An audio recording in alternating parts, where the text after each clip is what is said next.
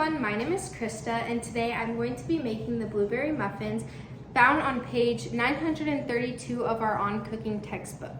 So for our mise en place, I have already pre-measured everything using a scale. So I have 240 grams of flour, 150 grams of sugar,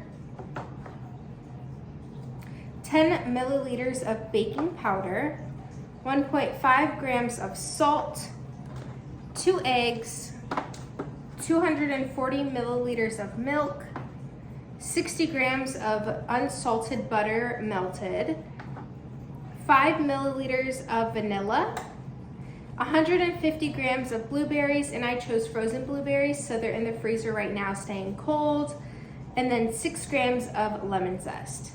For the tools I'm going to be using, I have a muffin tin, as well as some liners and some cooking spray, and then a sifter. The first thing you'll want to do is preheat your oven to 350 degrees Fahrenheit.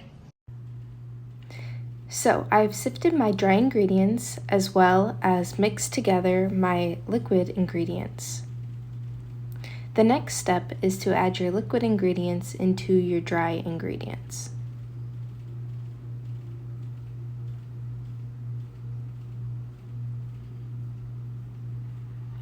And you want this mixture to be incorporated, but it's okay if there are some lumps in it. You do not want to overmix it.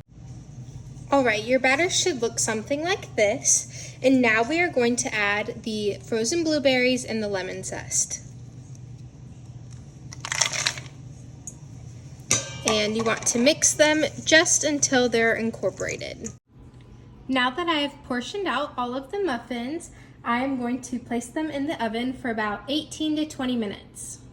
Alrighty guys, so it has been a couple of hours and I've let the muffins cool, and so this is what they look like. And then I cut one open so you can see the middle of it. Alright, I hope you guys enjoy.